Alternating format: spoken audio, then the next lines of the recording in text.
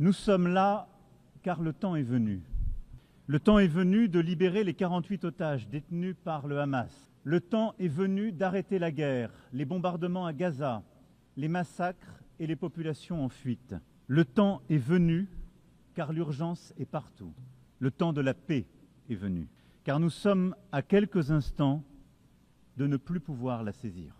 C'est pour cela que nous nous retrouvons aujourd'hui. Certains diront trop tard, d'autres diront trop tôt. Une chose est sûre, nous ne pouvons plus attendre. En 1947, cette Assemblée décidait du partage de la Palestine mandataire entre deux États, l'un juif et l'autre arabe, et reconnaissait ainsi le droit de chacun à l'autodétermination. La communauté internationale consacrait là l'État d'Israël, accomplissant le destin de ce peuple, enfin, après des millénaires d'errance et de persécution, et qui put fonder là une si belle démocratie. La promesse d'un État arabe, elle, reste jusqu'à ce jour inachevée. Depuis lors, c'est un long chemin d'espérance et de désespoir mêlés qu'Israéliens et Palestiniens ont parcouru chacun à leur manière. Et nous avons cheminé avec eux, chacun d'entre nous selon son histoire et selon sa sensibilité. Mais la vérité est que nous portons la responsabilité collective d'avoir failli jusqu'ici à bâtir une paix juste et durable au Proche-Orient. C'est l'évidence même qui s'est imposée à nous le 7 octobre 2023, lorsque le peuple israélien a subi la pire attaque terroriste de son histoire.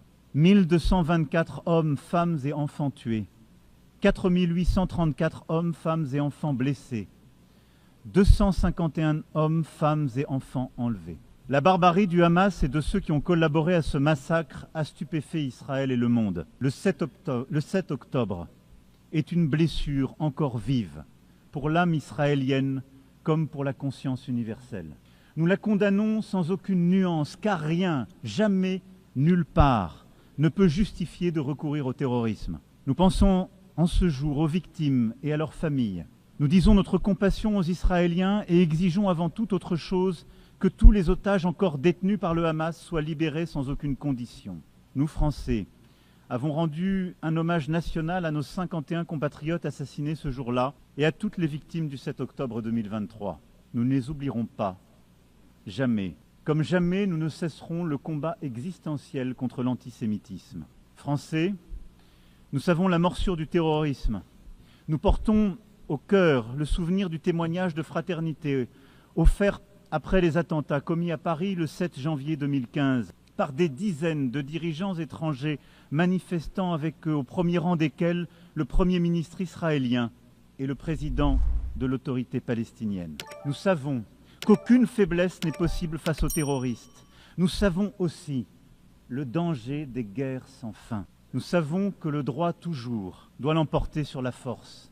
Nous savons enfin de notre histoire que l'attachement à l'universel et à la paix est l'héritage des siècles passés comme la condition du salut.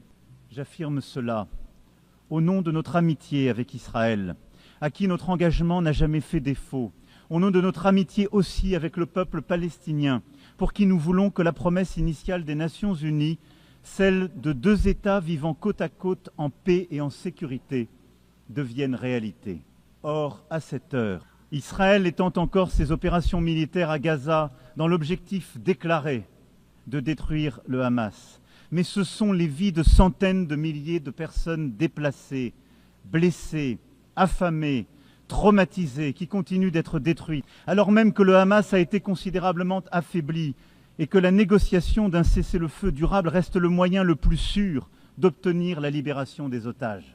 Rien ne justifie plus la poursuite de la guerre à Gaza. Rien. Tout commande au contraire d'y mettre un terme définitif maintenant, à défaut de l'avoir fait plus tôt, pour sauver des vies. Les vies des otages israéliens encore détenus dans des conditions atroces, les vies des centaines de milliers de civils palestiniens accablés par la faim, la souffrance, la peur de mourir, le deuil de leurs proches. Sauver toutes les vies, car depuis désormais près de 2 ans, c'est bien la négation de l'humanité de l'autre et le sacrifice de la vie humaine qui prévalent. Oui, depuis le 7 octobre, c'est bien la vie de l'autre qui est niée. Nous le disons depuis le premier jour de la guerre à Gaza, une vie vaut une vie. Je le sais, pour avoir pris dans mes bras les familles des otages rencontrés à Tel Aviv puis à Paris. Et je pense à cet instant à la mère d'Eyatar David, otage affamé et montré à la foule par ses bourreaux. Je pense à Nimrod Cohen, otage de 19 ans dont je viens de saluer le père. Je le sais, pour être allé aussi au chevet des victimes palestiniennes des opérations militaires israéliennes, réfugiés à Al-Arish, des femmes, des enfants, dont je n'oublierai pas le regard. Je le sais, pour avoir rencontré des jeunes de Gaza accueillis en France. Et je pense à Rita Baroud, qui aurait dû être avec nous aujourd'hui et qui continue de témoigner de la détresse de ses proches à Gaza. Une vie vaut une vie. Et notre devoir à tous est de protéger les uns et les autres. Devoir indivisible comme l'est notre humanité commune. Une solution existe pour briser le cycle de la guerre et de la destruction. C'est la reconnaissance de l'autre, de sa légitimité, de son humanité, de sa dignité. Que les uns et les autres rouvrent les yeux et voient des visages humains, là où la guerre a placé le masque de l'ennemi ou les traits d'une cible. C'est la reconnaissance qu'Israéliens et Palestiniens vivent dans une solitude jumelle. Solitude des Israéliens après le cauchemar historique du 7 octobre 2023. Solitude des Palestiniens à bout de force dans cette guerre sans fin. Le temps est venu, car le pire peut advenir. Qu'il s'agisse du sacrifice de tant d'autres civils, de l'expulsion de la population de Gaza vers l'Égypte, de l'annexion de la Cisjordanie, de la mort des otages détenus par le Hamas, ou des faits accomplis qui changent de manière irréversible la situation sur le terrain. C'est pour cela que nous devons aujourd'hui, ici même, ouvrir ce chemin de paix. Car depuis juillet dernier, l'accélération des événements est terrible. Et au point où nous en sommes, il est à craindre que les accords d'Abraham ou de Camp David soient remis en cause par l'action d'Israël et que la paix devienne impossible pour longtemps au Moyen-Orient. Il pèse donc sur nous une responsabilité historique. Nous devons tout faire pour préserver la possibilité même d'une solution à deux États, Israël et la Palestine, vivant côte à côte, en paix et en sécurité. Le temps est venu. C'est pourquoi, fidèle à l'engagement historique de mon pays au Proche-Orient, pour la paix entre le peuple israélien et le peuple palestinien, je déclare que la France reconnaît aujourd'hui l'État de Palestine.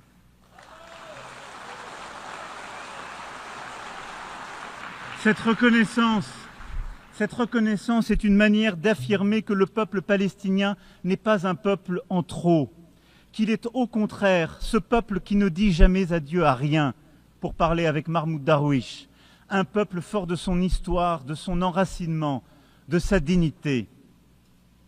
Et la reconnaissance des droits légitimes du peuple palestinien n'enlève rien aux droits du peuple israélien, que la France a soutenu dès le premier jour, et au respect desquels elle n'est pas moins attachée, précisément car nous sommes convaincus que cette reconnaissance est la solution qui seule permettra la paix pour Israël.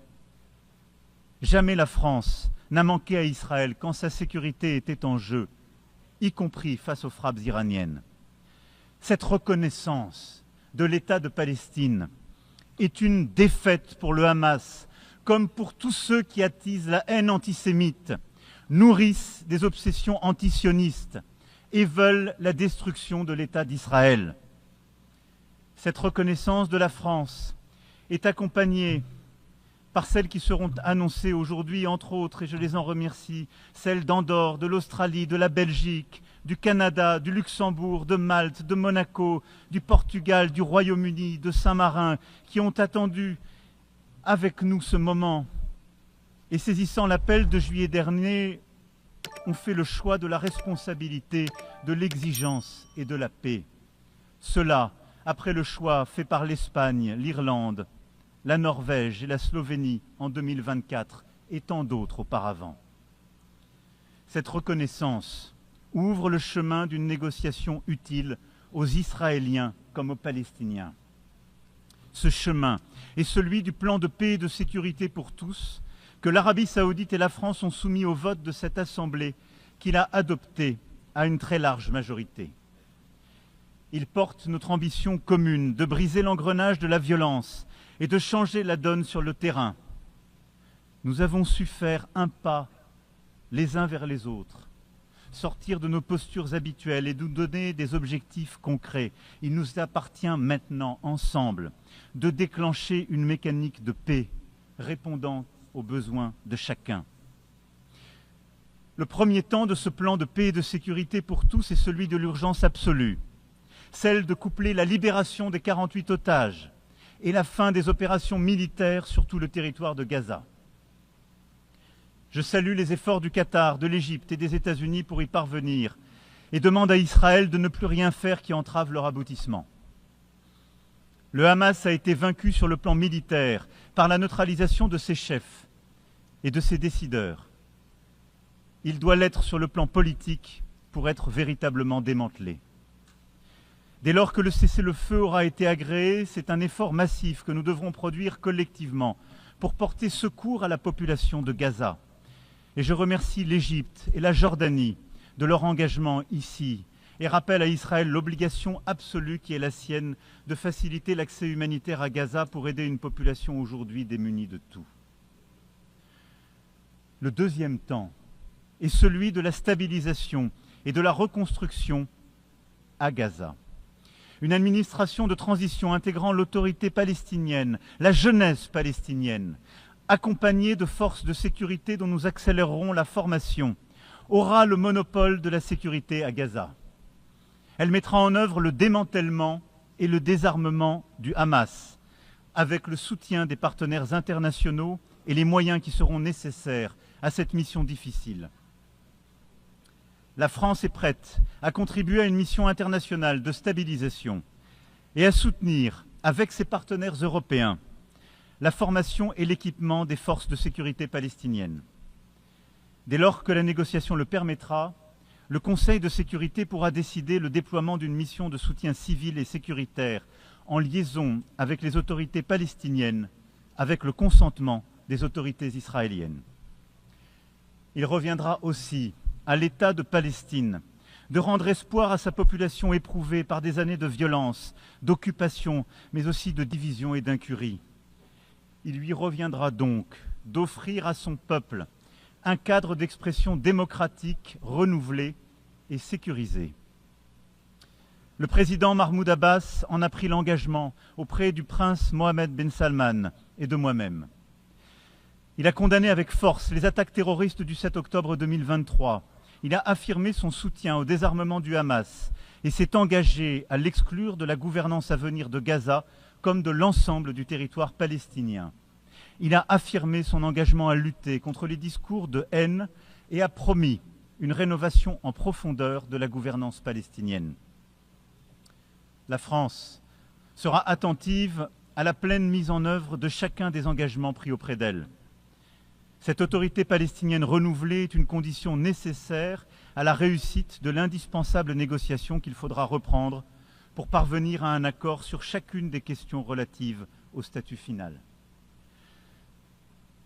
C'est dans ce cadre aussi que je pourrais décider d'établir une ambassade auprès de l'État de Palestine dès lors que tous les otages détenus à Gaza auront été libérés et qu'un cessez-le-feu aura été établi.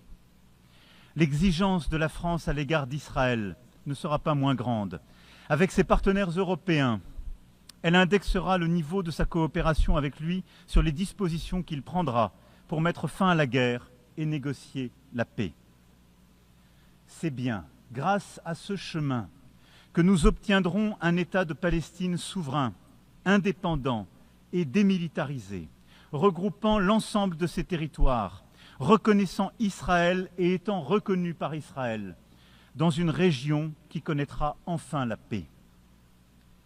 J'attends aussi de nos partenaires arabes et musulmans, qui ne l'ont pas encore fait, qu'ils tiennent leur engagement de reconnaître l'État d'Israël et d'avoir avec lui des relations normales dès lors que l'État de Palestine aura été établi. Ainsi ferons-nous ensemble la démonstration d'une double reconnaissance au bénéfice de la paix et de la sécurité de tous au Proche-Orient. Voici, mesdames et messieurs, quel est notre plan de paix. Il établit un engrenage exigeant pour sortir de la guerre et entrer dans une phase décisive de négociation. Il permet que la paix israélo-palestinienne soit le premier pilier d'une nouvelle architecture de paix et de sécurité au Proche et Moyen-Orient. Il crédibilise aussi la possibilité d'une plus grande intégration économique. Rien ne sera possible sans que les autorités israéliennes s'approprient pleinement notre ambition renouvelée de parvenir enfin à la solution des deux États. Je sais leurs réticences et leurs craintes. J'entends avec beaucoup de respect le peuple israélien, sa tristesse et sa fatigue. Et je veux croire que les autorités israéliennes l'entendront également et sauront s'engager à leur tour. Je sais que le peuple israélien et ses dirigeants peuvent en avoir la force. Je me souviens du jeune homme que j'étais, apprenant l'assassinat terrible d'Yitzhak Rabin, il y a près de 30 ans, tué pour avoir voulu la paix. Au moment où la mort allait le ravir, le guerrier héroïque de l'État d'Israël venait prononcer ces mots. « J'ai fait la guerre aussi longtemps qu'il n'y avait aucune chance de faire la paix. » Cette chance existe, là, aujourd'hui. 142 États proposent cette paix, main tendue, prête à être serrée. Alors oui, le temps est venu d'arrêter la guerre à Gaza, les massacres, la mort, tout de suite. L'urgence nous le commande. Le temps est venu pour Israël de vivre en paix et en sécurité, de la Galilée à la mer Rouge, par la mer Morte, par le lac de Tibériade et par Jérusalem. Le temps est venu de ne plus discuter nulle part l'existence d'un État d'Israël et d'en faire une évidence. Le temps est venu de rendre justice au peuple palestinien et ainsi de reconnaître un État de Palestine, frère et voisin, à Gaza et en Cisjordanie et par Jérusalem. Le temps est venu de chasser de ces terres le visage hideux du terrorisme et de bâtir la paix. Oui, bâtir la paix, c'est ce qui nous rassemble ici. Et telle est l'espérance qui peut se construire, alors que pour certains commence une année nouvelle. C'est un choix à faire, et c'est notre devoir. La paix est beaucoup plus exigeante, beaucoup plus difficile que toutes les guerres. Mais le temps est venu.